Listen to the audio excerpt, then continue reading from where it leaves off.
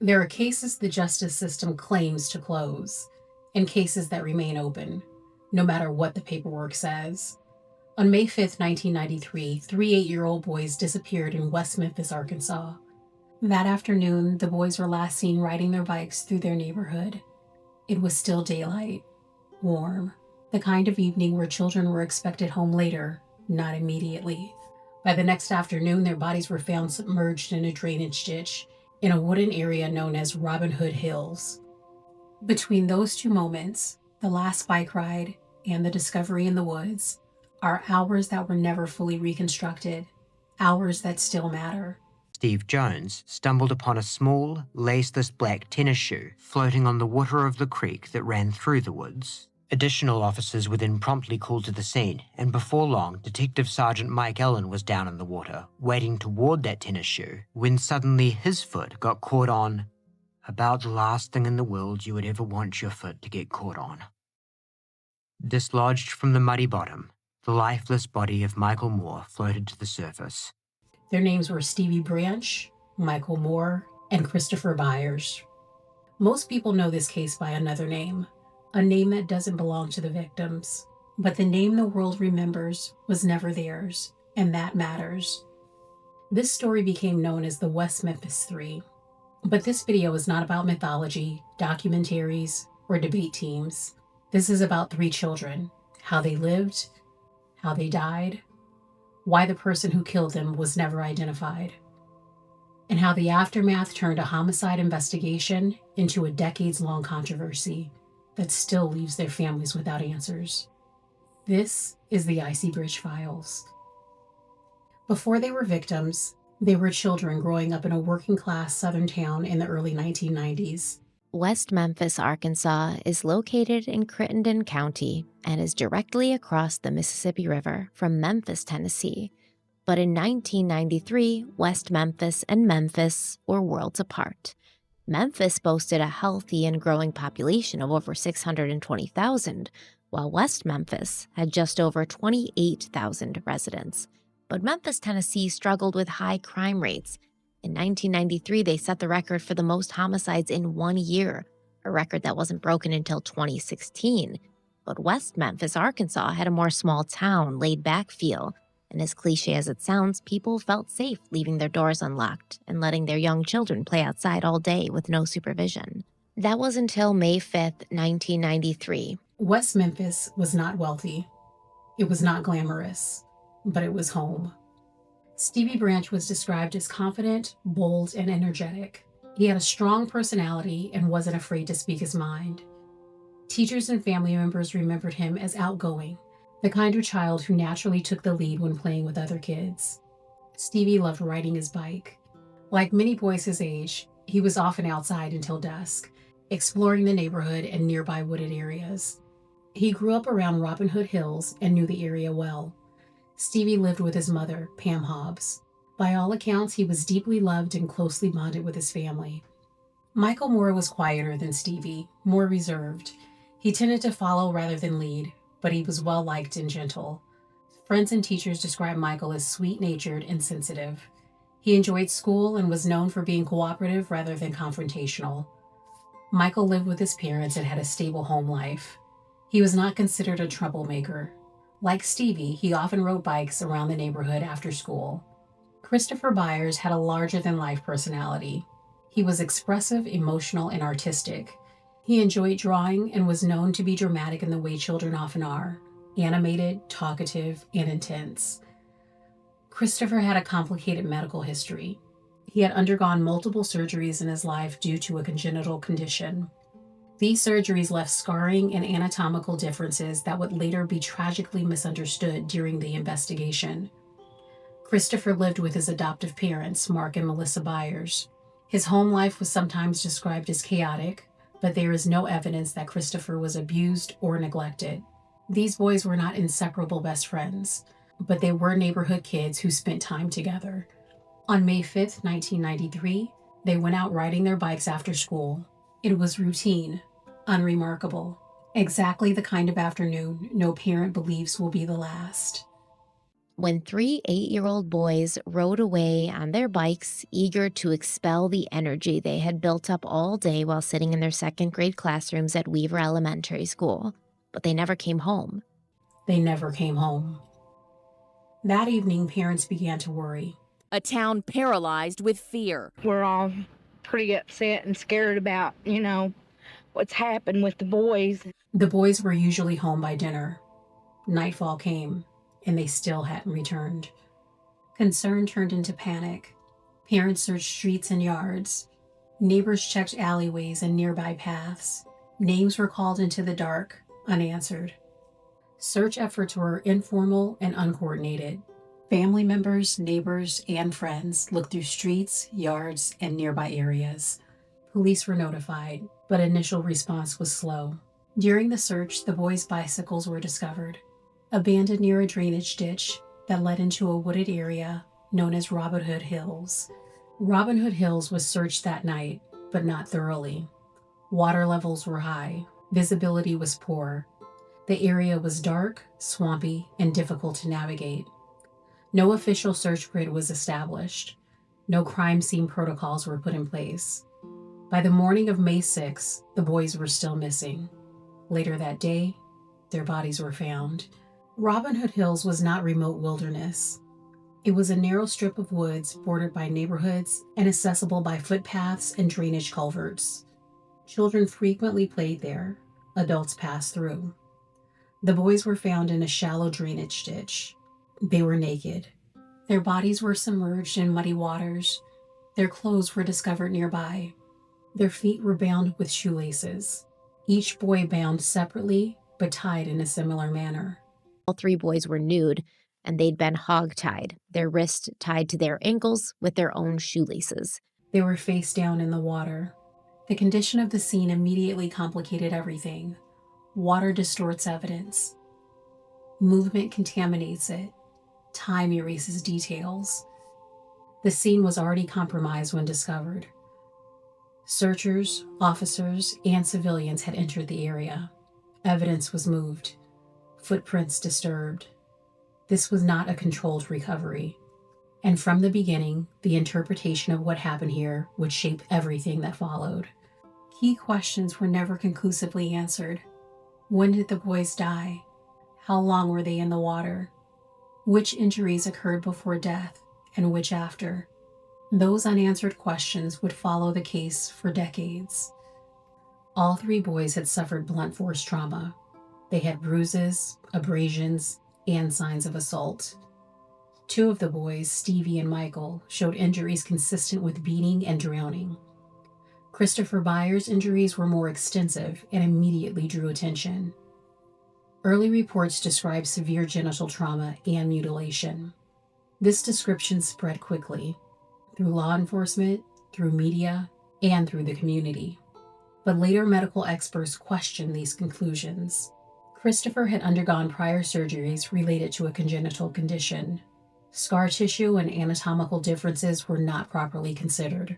Additionally, bodies submerged in water are vulnerable to post-mortem animal activity, particularly from turtles, fish, and insects. Some injuries initially described as deliberate mutilation may have occurred after death. This distinction matters, because early assumptions hardened into certainty before full forensic analysis was complete. The cause of death for all 3 boys was officially ruled as homicide, but the exact mechanism, whether drowning, blunt force trauma, or a combination, has remained debated. What is clear is this: the boys were alive when attacked. They were restrained. They were overpowered. This was not accidental. This was not spontaneous. This crime required control. 3 children, restrained individually, without any one of them escaping. That suggests authority, physical, psychological, or both. The killer likely knew the area, likely knew children played there, likely knew how to intimidate or manipulate them into compliance. This does not resemble a crime committed by panicked adolescents. It resembles a predatory act. And yet, the investigation would soon move in a very different direction. Within weeks, attention turned toward three teenage boys, Damian Eccles, Jason Baldwin, and Jesse Miskelly Jr. They became known collectively as the West Memphis Three. Damian Eccles was an outsider, poor, socially isolated, interested in occult imagery, and openly nonconforming. They went around, and Damian Eccles was a local kid who had some minor trouble, was dressed in black, and they targeted him. Jason Baldwin was his friend, quieter, less visible. Jesse Miskelly Jr. had intellectual disabilities and struggled with comprehension and communication. Police focus narrowed rapidly. Interviews became interrogations. Interrogations became confessions. Jesse Miskelly Jr. gave a confession that was riddled with inconsistencies, wrong times, wrong details, contradictions with physical evidence. After hours of questioning, Jesse Miskelly Jr., a mentally challenged teen, confesses, implicating Eccles and Baldwin. The next day, he recants. Still, all three arrested. Despite this, it became the backbone of the case. No physical evidence tied any of the three to the crime scene. No DNA, no fibers, no eyewitnesses placing them there. And yet they were charged. This case unfolded during a period of intense moral panic. Whispers of witchcraft, devil worship, and occult killings rippled through the homes and businesses of West Memphis. The early 1990s were marked by widespread fear of satanic ritual abuse, a phenomenon that has been thoroughly debunked. Damian Eccles' interest, appearance, and reputation made him an easy target. Once investigators believed they had found their suspects, the investigation narrowed. Alternative leads were deprioritized. Contradictory evidence was explained away. The focus shifted from discovering what happened to proving who did it. Several individuals were reported near Robin Hood Hills that day. Some had histories of violence. Some had histories involving children. Some were never fully investigated. One individual was seen muddy and disoriented shortly after the time of the murders. Another had a close connection to one of the victims. These leads were not pursued with the same intensity. When a case becomes about defending a theory instead of testing it, truth becomes collateral damage. The trials resulted in convictions. Damian Eccles was sentenced to death. Jason Baldwin received life imprisonment. Jesse Miskelly Jr. received a lengthy prison sentence. Years later, the convictions were vacated through the Alford plea, a legal mechanism that allowed the men to be released while maintaining their convictions on paper. This did not identify a killer. It did not exonerate anyone in the public record. A legal maneuver allowing them to plead guilty while maintaining their innocence. The West Memphis Three freed. But for many, this case is far from over. And it did not bring resolution to the families of the boys. The evidence has never been conclusively retested using modern forensic methods. They want to see evidence linked to their son's murders. Key questions remain unanswered, and the focus on the accused has overshadowed the victims for decades. One of the greatest tragedies in all of this is the short lives of Stevie, Christopher, and Michael. Most people will know them only as victims, but to family and friends, the 8-year-old classmates were something far more. The question was never fully answered. Who killed Stevie Branch, Michael Moore, and Christopher Byers? Once the arrests were made, the investigation effectively stopped. This is one of the most important and least discussed aspects of the case. When law enforcement commits to a theory early, everything else becomes secondary. Tips are no longer leads, they are distractions. Contradictions are no longer warnings, they are inconveniences. In this case, evidence that did not point toward the accused was sidelined. There was no comprehensive effort to build a behavioral profile of the killer. We have a way in our hands where they can see who killed those children, and they're refusing to do anything about it. No sustained attempt to identify someone with access to children, familiarity with Robin Hood Hills, and a history of violence. No offender timeline was reconstructed. Instead, the narrative hardened. And once that happened, the actual crime scene became less important than defending the case. This is how cases go cold while still being solved. Jesse Miskelly Jr.'s confession is often cited as the foundation of the case, but a closer look reveals how deeply flawed it was. The confession was obtained after hours of interrogation. Jesse had documented cognitive limitations. He was highly suggestible and eager to please authority figures. His confession contained basic factual errors: incorrect time of day, incorrect sequence of events, incorrect descriptions of injuries, details that contradicted physical evidence.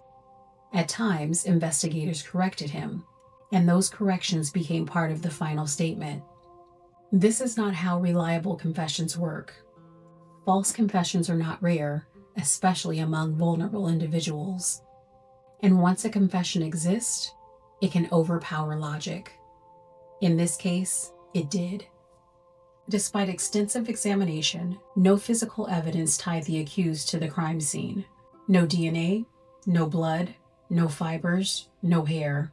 Nothing recovered from the ditch, the clothing, or the bindings conclusively connected to them. The shoelaces used to bind the boys were never traced to the accused. The knots themselves were not analyzed in a meaningful way. This absence matters. Violent crimes, especially ones involving close contact, almost always leave trace evidence. Here, there was none. That absence should have widened the investigation. Instead, it was explained away. Several alternative suspects were known at the time. Some had histories of violence. Some had histories involving children. Some were seen near Robin Hood Hills around the time of the murders.